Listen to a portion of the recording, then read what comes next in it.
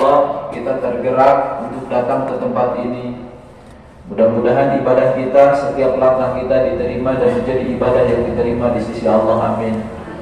Salawat beriringan salam semoga tercurah limpahkan kepada baginda alam yakni habibana wa nabiyyana Muhammad sallallahu alaihi wasallam. Yang saya hormati ibu-ibu yang hadir pada kesempatan hari ini. Kalau kita berbicara tentang kehidupan, ini karena saya tema hari ini, kejarlah akhirat, dunia akan kuberikan. Itu sudah rumus, dan Allah yang mengatakan, bukan hanya satu ayat, beberapa ayat Allah berfirman, kejarlah akhirat, dunia akan kau dapatkan. Namun banyak orang yang hari ini terjebak, seakan-akan mereka hidup di dunia ini selama-lamanya. Mudah-mudahan pulang dari pengajian ini kita sadar, dunia hanya sementara. Bukan, dunia ini wallahu alam pendeknya seperti ini atau lebih pendek atau kurang panjang. Nah gini, ini segini. Hidup kita ini 2 kali, Bu. Sekali lagi hidup kita 2 kali. Hidup setelah dilahirkan dan hidup setelah dimatikan. Jadi hidup setelah dilahirkan itu sekarang, nanti akan ada kematian, setelah kematian bakal dihidupkan lagi. Nah itulah kehidupan yang abadan selama-lamanya, tak mungkin kita akan meninggal lagi. Jadi kalau mati itu berapa kali? 1, kalau hidup 2 kali. Nah punten rumusnya, ini tadi yang jarak segini, ini kita dilahirkan, ini kita dimatikan. Hanya segini aja. Tapi kalau kita sudah dilahirkan, sudah dimatikan, nah kita akan hidup wallahu a'lam, tidak ada yang tahu. Prosesnya panjang dan itulah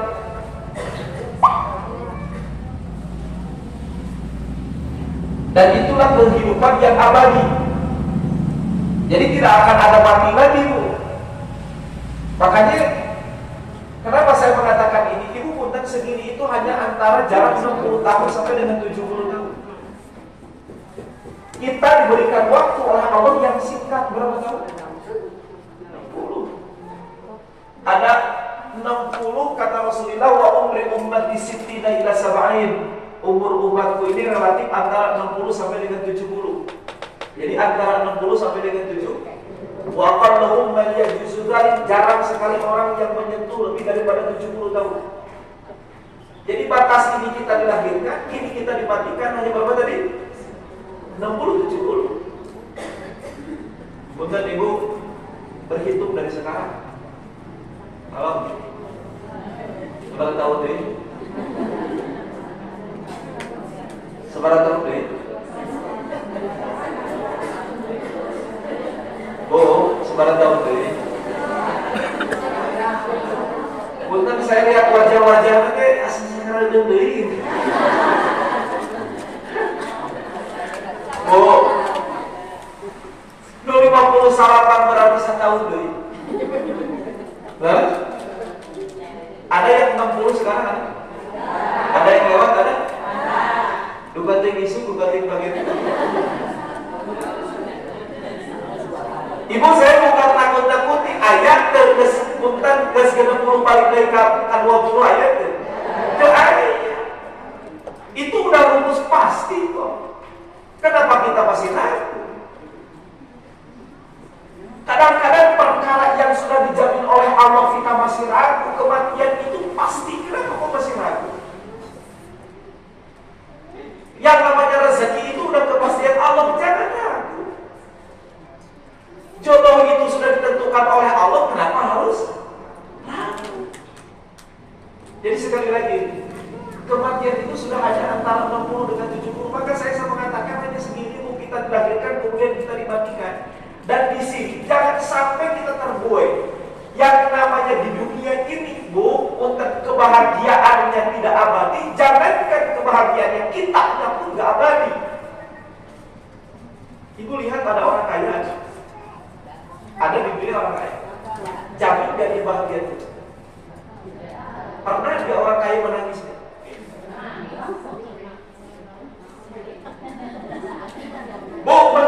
itu rumus Allah untuk melemahkan manusia. Lapar itu adalah bentuknya pengabdian dan pengakuan kita kepada Allah. Kita ini makhluk yang lemah, ada lapar, ada haus, itu berarti manusia. Kadang-kadang kita menangis karena sedih, karena ada penderitaan. Kadang-kadang kita tersenyum karena apa? Bahagia. Nah ini di sini Bu, di antara 60-70 tahun. Gak mungkin orang dilahirkan, bukan? Gak mungkin orang dilahirkan selama dilahirkan dia bahagia terus ada. Begitupun dengan penderitaan. Ketika kita menderita, ketika kita diberikan musibah, sabar karena tak mungkin menderita itu selama-lamanya. Ingat, rumus di dunia selalu akan ada pergantian, tidak ada yang abadi.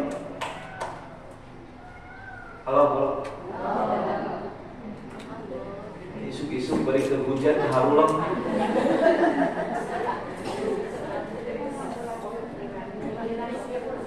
Ini hidup di mana ya?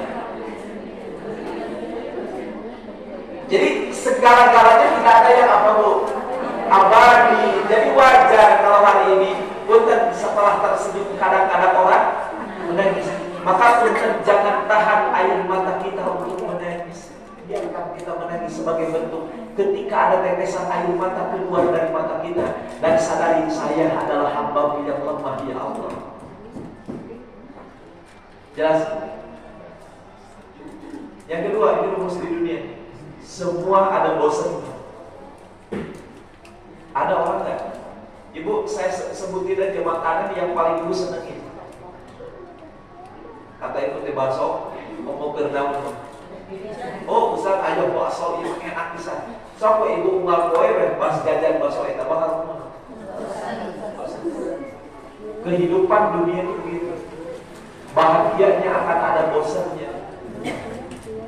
Oh, nu enak mah cicing di imah. Bu pengangguran teh cicing di imah bosan. Karena rasa. Jadi sekali lagi di dunia ini tidak ada yang abadi. Yang selanjutnya, udah ini karakter-karakter di mana nih? Di dunia. Bu, kalaulah benar. Kebahagiaan yang paling hebat itu adalah kebahagiaan setelah kematian. Kalau bahagia, dia bahagia terus. Kalau menderita, menderita. Dan ini kebahagiaannya maka Rasul memberikan sifat mala ainun ra'at wala udhun sami'at wala qalbun haqarat. Ibu jangan bayangkan kebahagiaan setelah kematian itu seperti bahagianya sekarang. Saya tanya, ibu lupa bahagia-bahagia yang di dunia nawan? Bingung. Oke. Punya anak soleh, bahagia. Salah dibagian, bahagia. Balik, tinggal balik ngere atas, saya bahagia. Bahagia kok. Tapi itu gak akan ada. Jadi kalau kebahagiaan akhirat nanti itu ketika tanda-tandanya di mana mata kita belum pernah memandang, pendengaran kita belum pernah mendengar, hati pun belum pernah berkeinginan, itulah kebahagiaan. Sehingga Rasulullah SAW beliau mengatakan ketika beliau mencelupkan telunjuknya kepada lautan dicelup pintu.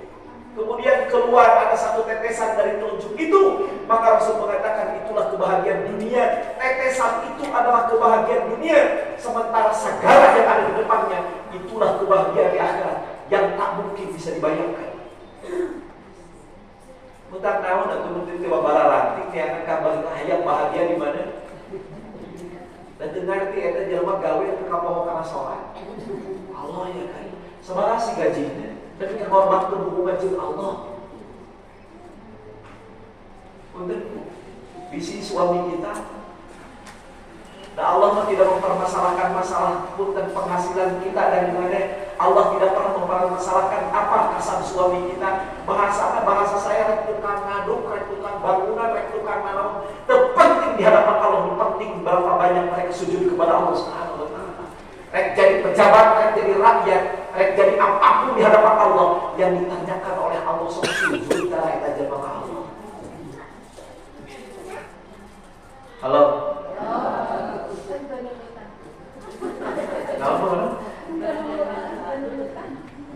Jadi sekali lagi Bu, kehidupan kita di dunia ini ada batasnya.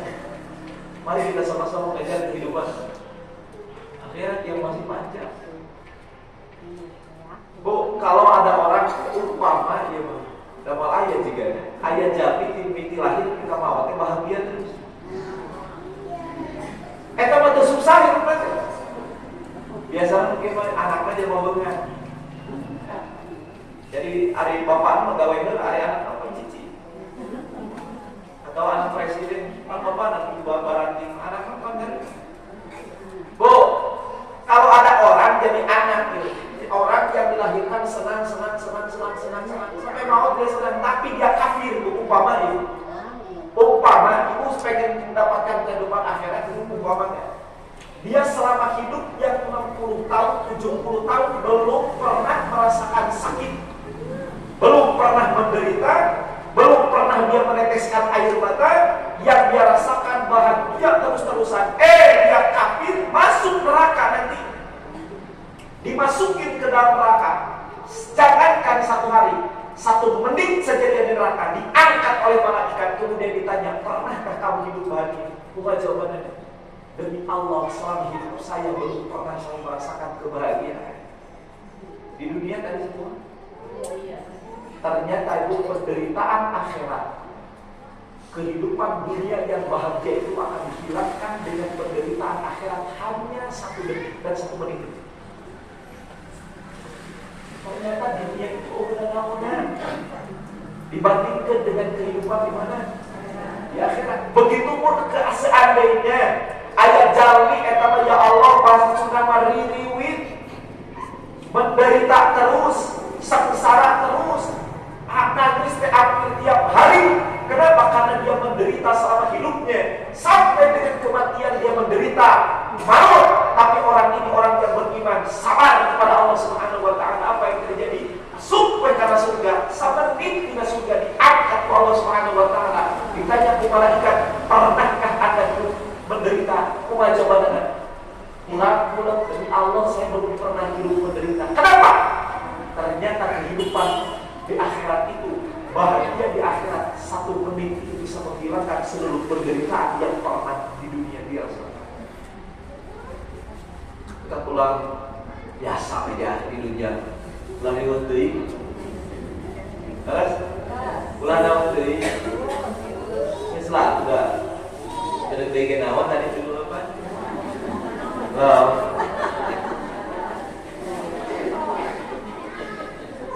Patriwur salapi balik jam sabaraha tep ke rumah. Kita deui mawon. Halo. Kalau gitu. Halo. Apa gimana? Tuh atuh ya Allah. Maka kalau kita sudah sadar dengan itu, tidak ada keabadian di dunia. Rumusnya apakah nikmat yang Allah berikan? Siapapun yang hari ini pun di komplek ini saya lihat banyak rumah-rumah yang mewah. Banyak rumah-rumah yang bagus, masuk ke sebelah, banyak rumah-rumah yang rumusnya cuma 2. Apakah nikmat itu yang duluan meninggalkan atau kita yang meninggalkan? Nih, orang Sumedang tidak tahu dan tidak sadar mereka rumahnya tiba-tiba hancur. Berarti kata nikmatnya dihelakeun ku Allah dicabut. Ada orang yang rumahnya masih kene loba, tapi jalmina geus kenal. Nah gitu atuh rumusnya. Nu penting mah urang boga iman, alhamdulillah. Dipakai ibadah. Cukup nu naon atuh. Das semuanya teh bakal dikumahakeun, ditinggali. Maka lihat konsep orang-orang soleh zaman dulu, mereka hidupnya sederhana, yang mereka kejar adalah akhirat. Umar bin Khattab itu jumlah kekayaannya 11,2 triliun. Ibu tadi disebutkan wow, ada apa?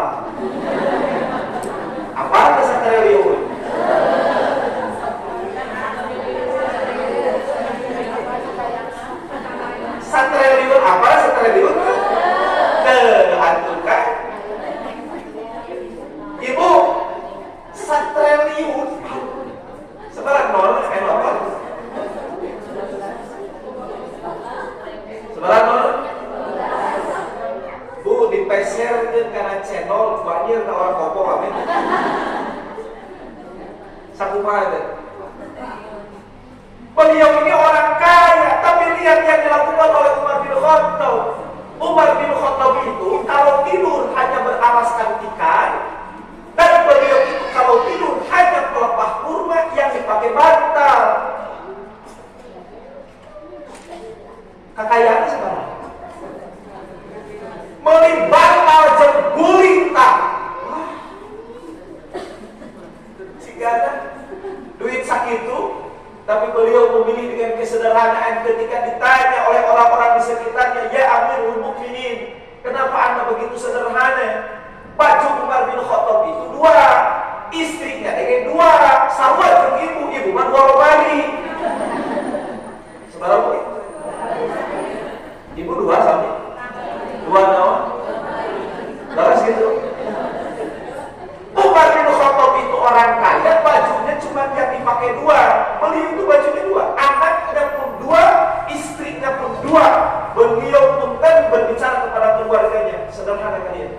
Yang satu sedang dipakai, yang satu sedang dijemur. Yang satu sedang dipakai, yang satu sedang dicuci. Itu prinsip Umar bin Khattab dalam keluarganya. Pun tenang Umar pelit, tidak pelit ibu. Tapi Umar bin Khattab mengatakan kepada keluarganya, ingat di dunia itu hanya sebentar. Jangan kalian terjebak dengan kehidupan dunia. Untuk Umar bin Khattab itu kenapa tadi tidur dengan menggunakan pelepah kurma? Ketika ada orang yang bertanya, kata Umar bin Khattab, saya juga mencontoh Rasul. Rasul pun seperti ini. Ternyata itu Masya Allah buruk lagi segala itu Rasul buruknya. Lihat perkakas yang ada di kamar Rasulullah. Benar? Hanya tikar, daya batang. Beliau tidur. Kemudian kata Umar, yang kedua, saya berbantalkan menggunakan pelepah kurma supaya ketika tidur saya terbangun, kemudian saya melaksanakan sholat. Umar bin Khattab tidur untuk sholat. Hari berapa? Sarek hayang tidur. Betak neangan bantal anu pangnaona. Tuh, neangan kasur anu pangmahana supaya naon? Tadi di budak kejauh, jangan sarek neh naon tibra. Maka beda visi kita. Umar bin Khattab pun tidur supaya ibadah. Udah mulai tidur supaya halo. Betak dan timimiti nanggeus diniatan. Alarmnya jam 3 akan pas udah jadi baehan. Oh, ibu-ibu di situ. Wah, itu ibu orang yang sudah tahu konsep kehidupan. Jadi mereka tidak mau mengejar kehidupan mana? Oke, ketika Raja Romawi datang ke Madinah, Raja Romawi datang ke Madinah. Kebayangkan dari Roma, Itali, datang ke Madinah ingin berjumpa dengan presidennya umat Islam. Karena mereka pun ketika pada saat itu Persia jatuh di tangan Umar bin Khattab. Timur Tengah, namun ayeuna aya kota Irak sampai dengan termasuk daerah Palestina itu dulu punten dijajah berada dalam genggaman orang-orang Persia. Raja Persia itu luar biasa. Ternyata Persia kalah, Romawi pun kalah. Raja Romawi datang menghadap Umar bin Khattab dan bertanya, di mana raja kalian? Sampai di Madinah dia berkata, di mana istana raja kalian? Orang yang ditanya bingung. Istana? Punten, Anda pengen berjumpa dengan siapa? Ini rombongan bawa, Masya Allah, pasukan yang lengkap. Kemudian seorang raja kebanyakan pengawalan yang lengkap. Dia ingin bertemu dengan Umar bin Khattab. Lantas Raja Romawi berkata, saya pengen bertemu dengan Umar bin Khattab. Oke, kalau pengen bertemu dengan Umar, ayo ikuti saya. Ini sahabat yang nganterin masuk ke kebun kurma. Raja ngadat, Raja Romawi. Saya dari ketemu raja, dari ke kebun. Ya, ayo ikuti. Ternyata Raja Romawi datang kemudian masuk ke kebun kurma. Ternyata di bawah pelepah kurma ada Umar bin Khattab lagi santuy, tahu santuy? Eta kan goler hadap naon? Ari kurma papan siga kalapa bu. Kagoler eta Umar bin Khattab itu rajanya umat Islam. Kata orang yang nunjukin, Tuan ini Umar bin Khattab. Masya Allah. Dia pada saat itu lihat gogoda umat Islam penuh dengan kesederhanaan. Kemudian Umar bin Khattab ditanya, bahasa orang, wahai Anda raja umat Islam. Betul, saya Umar bin Khattab. Kenapa Anda tidak ingin mewah seperti halnya kamu? Kata Umar bin Khattab, Rasul mengajarkan dunia hanya sementara. Kebahagiaan bagi kami adalah kebahagiaan nanti di akhirat, bukan sekarang yang kami kejar. Kalau kita kali kurang urutan saha gitu.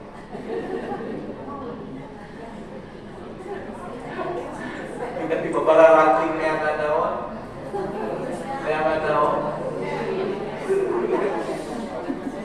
Ayah jamin demi kapoho karena sholat, ibu ya Allah ya tadi. Naon udah teamen. Naon udah teamen, ya Allah.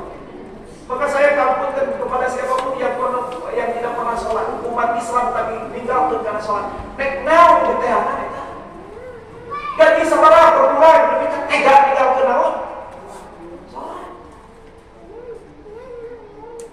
Bu, Rasulullah Sallallahu Alaihi Wasallam, lihat, beliau ketika detik-detik sakaratul maut, bu, beliau ini rumahnya kayak di masjid, nah itu pinggirnya itu rumah Rasul dengan Masjid Nabawi itu kan.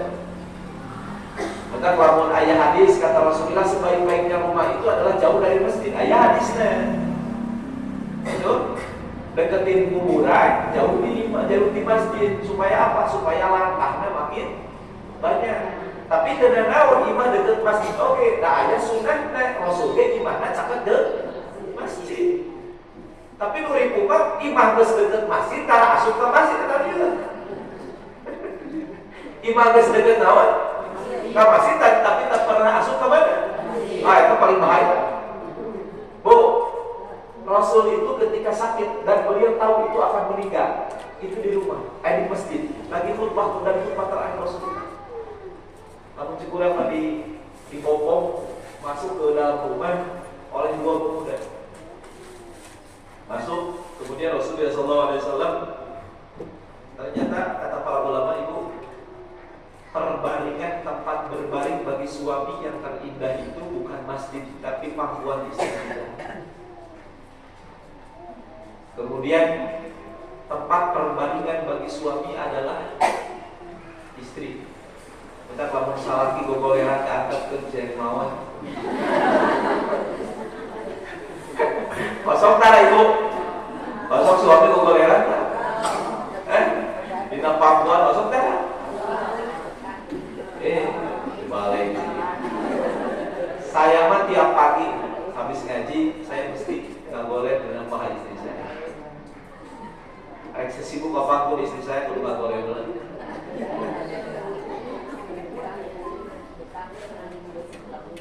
Bu, Rasul ketika detik-detik sakaratul maut, nih kan Rasul ketika detik-detik sakaratul maut kebayang anaknya Fatimah, perempuan yang wajahnya persis seperti Khadijah. Wajahnya, masya Allah. Beliau memeluk siapa? Ayahandanya, kemudian berkata-kata, ayah jangan tinggalkan kami, jangan tinggalkan kami. Rasul memeluk Fatimah. Kemudian Rasul berbisik kepada telinga Fatimah. Tiba-tiba Fatimah yang tadinya beliau menangis berhenti menyusut tawanan air matanya dan tersenyum. Kemudian orang-orang bertanya setelah peristiwa itu, apa? Kenapa kamu tersenyum pada saat itu? Kata Fatimah, Rasulullah mengatakan dua perkataan. Yang pertama, Rasul berkata di telingaku, wahai Fatimah, engkaulah yang duluan akan menyusul dari keluarga. Bangga tuh mau bareng sama Rasul. Dan merinding saya kalau datang ziarah ke Baqi, pemakaman yang ada di kota Madinah. Kenapa saya mengatakan punten? Salah satu pemakaman yang kalau kita boleh berdoa di tempat itu, ya Allah wafatkan aku di kota Madinah, wafatkan aku di kota Makkah. Kenapa orang yang diwafatkan di kota Makkah di Madinah nanti akan dikuburkan di Baqi kalau di Madinah? Kalau di kota Makkah di Ma'la. Dan barang siapa orang yang dimakamkan di Baqi atau di Ma'la, ketika nanti dibangkitkan di hari kiamat, mereka akan dipanggil bersama dengan Rasulullah Sallallahu Alaihi Wasallam. Mubarak menjadi Rasul di Isbata. Yang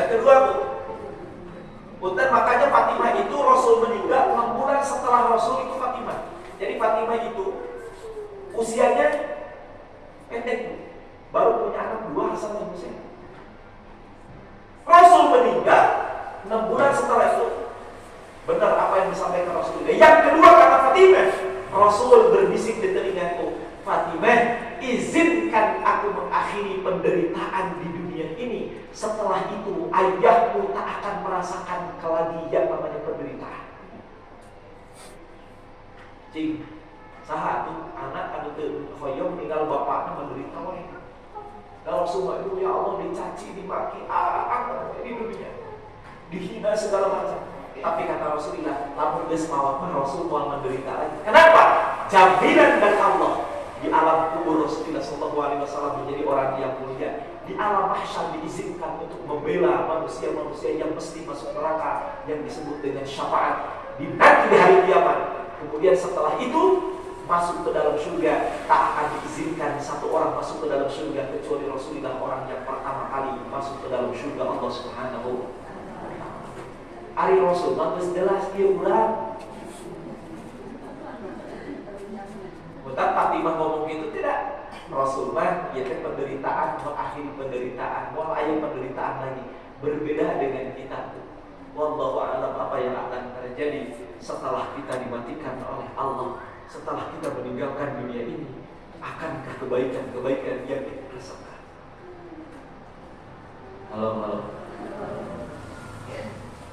Kabayang.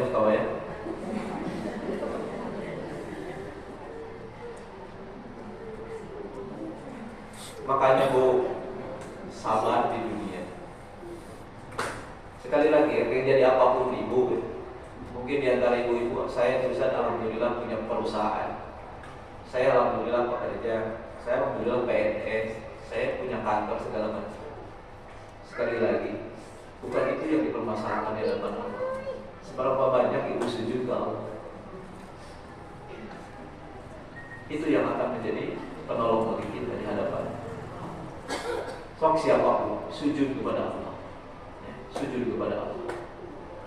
Yang kaya, yang miskin, pejabat, rakyat, semuanya akan diminta pertanggungjawaban tentang sujud kita kepada Allah Subhanahu wa ta'ala. Ini kehidupan yang apa tadi? Pendek.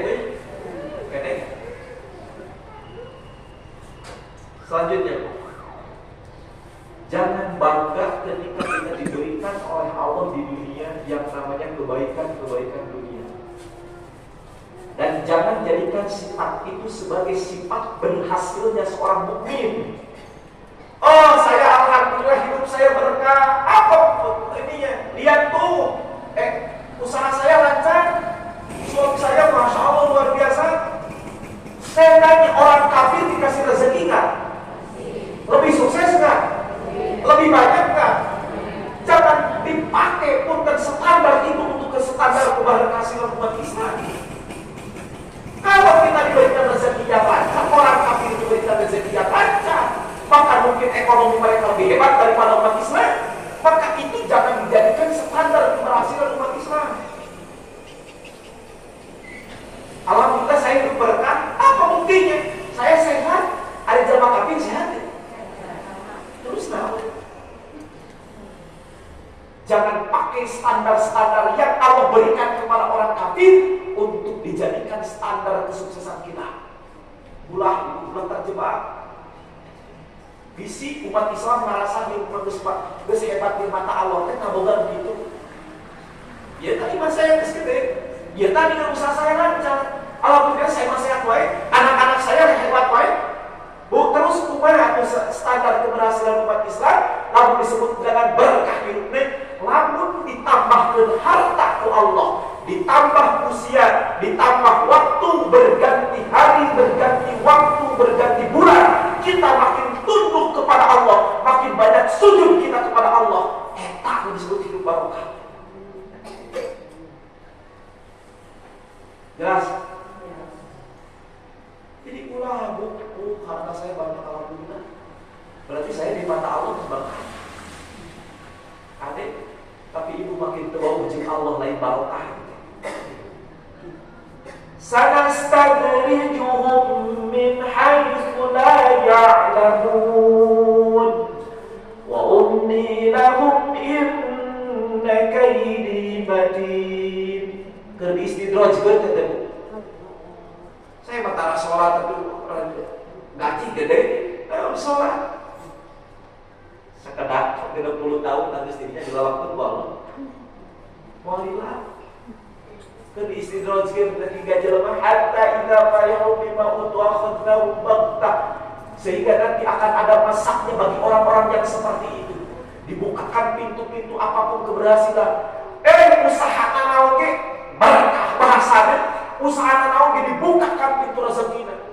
Apa yang terjadi? Mereka pohon ke Allah, maka itulah yang disebut dengan istidraj kata Allah Subhanahu wa taala. Kurang baik Allah tetap bertambah waktu, bertambah usia, bertambah rezeki, tetap makin tunduk ke Allah. Taeta hidup naon. Jadi dunia ulah dipakai naon itu. Ulah dipakai standar. Ulah. Sahih hadis Rasulullah, panglolobana di surga jalma miskin. Jalma naon? Itu. Tapi urang buk jadi jalma. Panglolobana di neraka. Salah. Perempuan. Sahih hadis. Jadi di neraka apa seseueuna saha? Perempuan, di surga manusia naon? Jalmileun mah. Kunaon tah perempuan loba masuk surga neraka? Lain tara pengajian papagetona Salasa aya, Rebo aya, Kamis aya, Jumat hadir, Sabtu ka Mamah Dede naik terus jam 2 putih. Ini tadi itu. Nah, orang perempuan banyak masuk neraka. Yukafiruna nikmah, sok mopohokeun kana nikmat anu dibikeun ku Allah, sok mopohokeun ketika suami berikan nafkah, punten bahagia 10 tahun jeung salaki. Calik sabumi jeung salaki 10 tahun, 15 tahun, aya pas saya sakit gara-gara punten salaki WA-an jeung mantane ngomongna kumaha? Selama 15 tahun can rasa hidup bahagia. Eta perkataan itulah yang menyebabkan punten perempuan dibenci oleh Allah Subhanahu wa taala. Saudak saeutik geus cerai. Rata-rata perkataan cerai pertama kali bukan muncul dari mulut seorang suami, tapi rata-rata dari kaum perempuan. Itu kebanyakan. Geus cerai jeung salakina nya. Sudah akrab deui astagfirullah. Pas saya hayo anak loba.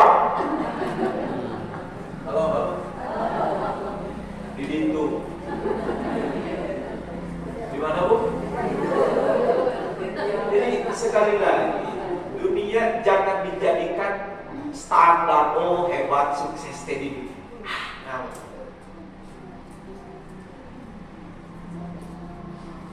ukuran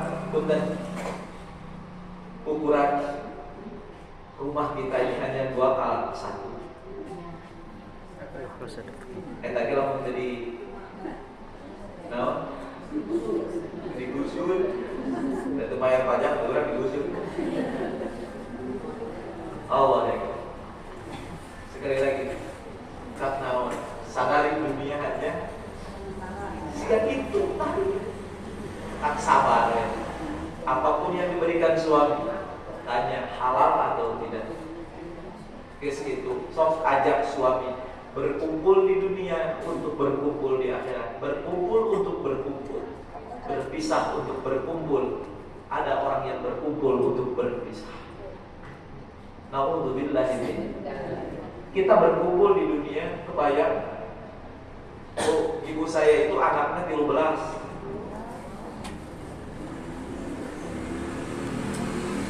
Saya itu termasuk anak yang kalau Idul Fitri datang pulang itu paling telat. Ibu saya usia 60-an, bapak saya sekarang 70 pas. Alhamdulillah mereka sehat-sehat. Bu, kalau Idul Fitri saya itu paling telat, ya biasa lah. Ya karena boga status ustaz. Saya itu kalau Idul Fitri kadang-kadang di sini khutbah dulu. Ya. Beres khutbah baru saya karena kebetulan bertua di Garut kota di Samarang. Saya ke bertua dulu 1 hari 2 hari baru saya kemudian ibu saya itu tidak pernah kebiasaan WA. Tapi adik kakak saya itu kemudian kalau saya dari tanggal 1 akdes di mana? Kayak jam 11 WA gantian. Isu-isu kasihan ketika sore waktu tinggal ya. Saya tahu yang bertanya itu bukan adik saya dan bukan kakak saya. Itu perintah ibu saya. Kita ini gak puasa, harus berpisah dengan anak kita demi Allah. Anak saya yang pertama sekarang di Jawa Timur, anak saya yang kedua sekarang di Tasik. Pesantren kabeh beres SD ada di itu. Istri saya nangis. Kenapa udah kayak saya perlu dipisah? Tapi saya mengatakan berpisahnya kita dengan anak untuk berjumpa nanti di akhirat. Betapa kita nggak bisa dan nggak sanggup harus berpisah dengan yang kita cintai, dengan anak kita, dengan orang tua kita. So, nggak bawa orang tua itu, ya Allah, lebih kaayuna daloken. Seakan-akan bagi kita sudah tidak ada lagi sandaran. Rasakan tentang orang tua ini sudah tidak ada. Bagaimana perasaannya ketika dulu masih ada, seakan-akan Masya Allah dibiarkan, tapi sudah tidak ada. Masya Allah, rasa rasa hubungan kesehatan. Makanya kalau kita hari ini kita nggak sanggup harus berkumpul, makanya visi kita dengan Allah di dunia dibahasana hanya dengan kesederhanaan. Mual ke diri sekian, eta bagus kewajiban Allah karena sekian kurang, tapi soleh ke keluarga, bimbing anak kurang sampai ke sholat, perhatikan sholat, ulah sampai anak kita menjadi orang yang cuek-cuek terhadap sholat. Kalau saya bangga dengan bapak-bapak yang anaknya usia 2 tahun, 3 tahun anaknya dibawa ke masjid, bersolat Allah Akbar anak dari pangkuan. Itu anak kemudian orang tua yang sedang mendidikan kewajiban kepada anak yang bernama sholat. Ya yakin namun anak tidak letik diajarkan gitu, mual susah ibu kene. Kewe ngajarkan budak sholat bagus SMP, telat ibu, capek kita ibu. Tahu saya, kudu gogorowokan. Sabab kurang ngajarkan sholatnya budakna geus gede. Sekali lagi, perhatikan keluarga kita. Wa'mur ahlaka bis sholati wastabir 'alaiha. Sabar. Yang sholat, ayo sholat. Tidak ada permintaan mama yang paling besar, sholat. Sampai itu. Bagi orang yang beriman, saya punya keluarga Bekarna Kacidala, anak nanti SMA KB terakhir di Indonesia, lu hiji di Australia, hiji di Amerika, hiji di Jerman. KB baru karena dimulai SMA sekolah. Jalan final ya kira-kira cerita. Pertamanya dia bangga, kumpul alumni, ada teman-temannya. Udah berapa anak? Anak saya udah 3. Anak saya yang pertama di Amerika, yang satu di Kanada, yang satu di bangganya mereka. Karena mereka yang tadi nyombongin dunia, yang mereka kejar dunia. Budaknya SMA bukan beres SMA, dilanjutkan S1, dilanjutkan S2, punten pulang ke Indonesia, tegisan sholat, cerik rasa itu. Udah yang soleh budak mah tuh lagi ke luar negeri, tidak salah kalau fondasinya sudah kuat gitu. Tapi ketika balik budak mah, Masya Allah, tegisan sholat, cerik. Udah di cuma lain tempatan ke, ya Allah. Gaul jadi sawah itu. Ini cuma dengan masjid genau. Hese. Sekali lagi kebanggaan ulang mengerlah sholat. Nah, makanya jangan tawar menawar pada sholat. Ibu saya itu Masya Allah,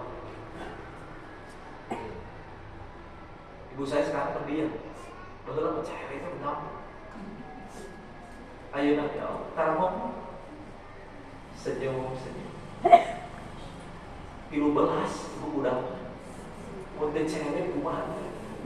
Tapi cewek dari ibu saya itu pernah karena sholat. Bapak saya mah doa domba SD itu taman. Tapi masya Allah baru dapat rumah pesantren kami wajib pesantren.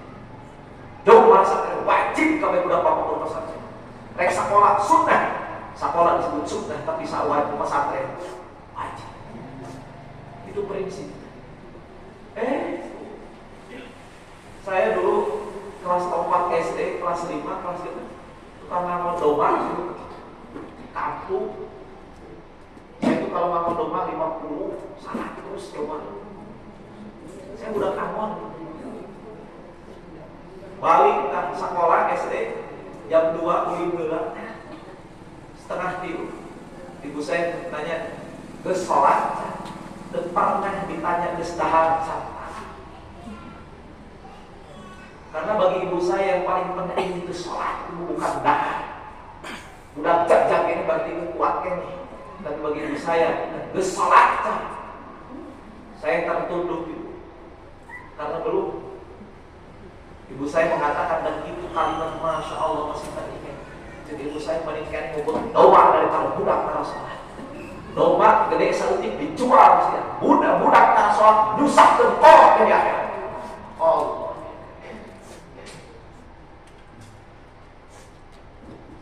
Penting. Sekali lagi jangan ada anggapan yang paling penting itu dunia. Sholat. Budak SDG, S2, S3 kita sholat kali ini. Sekali lagi, dunia ini gak akan apa. Tetap naon. Barangnya gimana? Dunia sampai kita meninggalkan. Ada kebanggaan tersendiri. Ibu saya itu sekarang incunan hampir 30. Abdi genep. Kayak genep apa gitu. Terus ya, berarti 24 nih pasti dibagi sebiji. Hampir 30. Pulang dari sana. Sholat, selalu saya jadi imam. Lanjut arahnya Abi taradai jadi imam. Abi jadi imam. Apa kebanggaan saya? Assalamualaikum warahmatullahi wabarakatuh. Assalamualaikum warahmatullahi wabarakatuh. Saya kadang di belakang bapak saya, kiri kanan itu kelanjut Abi, di belakang cucu-cucu beliau. 30 setengah masih dan keluarga. Saya meneteskan air mata. Keren bapak saya. Dan pernah pesantren SD gitu lulus tapi incuna luar biasa jadi ahli mesin KB. Nah, itu dia belum setengah. Dan bapak saya tidak pernah bertanya, geus boga naon? Cicing di Bandung geus boga naon? Cicing di Tangerang geus boga naon? Cicing di Banjar geus boga naon? Cicing di Dieu. Ada yang udah sing salah. Hingga sekarang. Karena dia tahu dunia ada mualilah. Pendek akhirat bakal masuk. Halo. Pas setengah 11.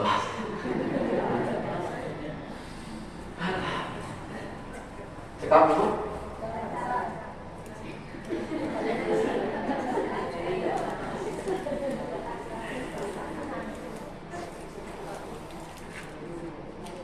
Karena sekarang bulan Rajab, saya tekankan masalah sholat. Sabar pada anak kita.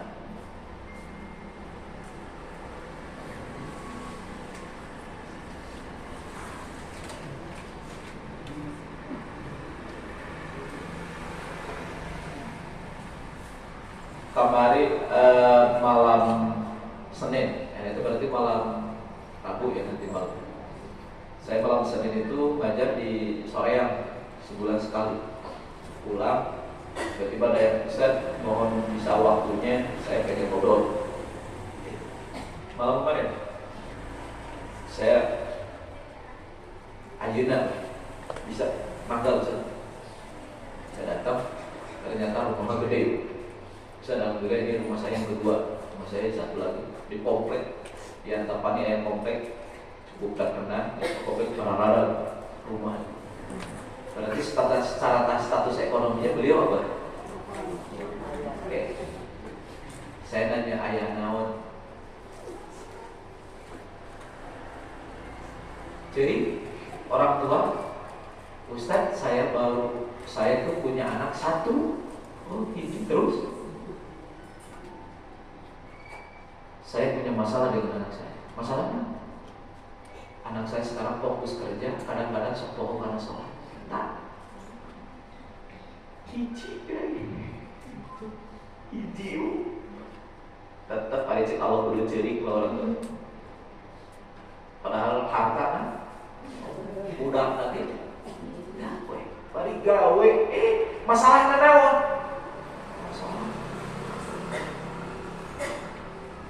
Makanya saya sampaikan, ibu, kalau anak kita tidak jarang sholat, awas, ulah ditawar. Tubuhan perlu dan kade hati kudu bersih. Negur nak karena Allah, lain karena amarah. Kalau kali itu menegurnya karena amarah, anak bakal lari. Tapi kalau menegurnya karena Allah, anak akan masuk ke dalam punten yang kita lakukan adalah kasih sayang. Gimana Bu? Tadi jangan ada kebencian. Kadang-kadang kan kita kesal. Itu gak boleh. Bu, saya di rumah ada anak-anak santri kurang lebih 100 lebih.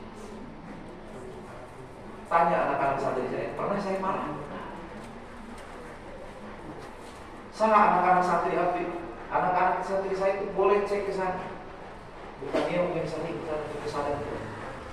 Kayak oleh dari kedua. Lucu bro. Saya lucu bro. Capek rasa Bandung kayaknya.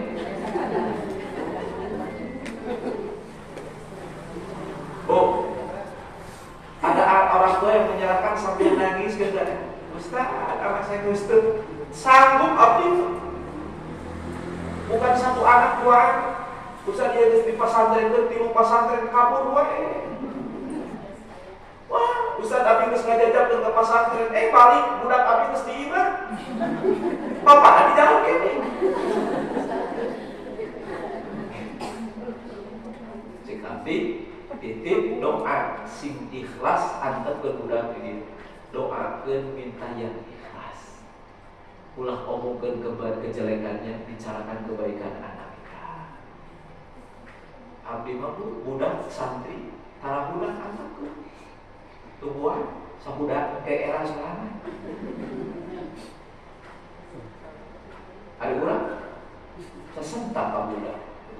Masuk muat. Fabima rahmatin minallahi lintalahu.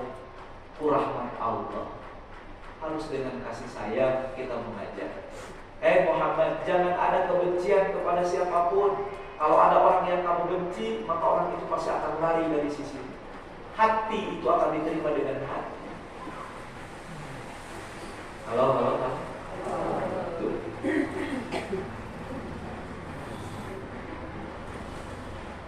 Insya Allah, ibu sabar bakal menemukan namanya. Asik. Jadi untuk sekarang berjuang. Ayo seorang bapak-bapak, sabar. Bapak-bapak ini ibu-ibu sama punya masalah dengan anaknya gara-gara sholat. Tak rasa baheula kadang-kadang di bapaknya tak sholat. Bapaknya dari situ, bapaknya setelah pensiun jadi ahli masjid, lihat anaknya tak sholat dan jadi atlet. Kemudian orang ini ngobrol, Ustaz, kata saya bangunin tiap waktu subuh, bangunin ingatkan setiap waktu sholat. Benar dia lakukan. Anaknya dimanapun di WA, sholat dulu. Sholat dulu.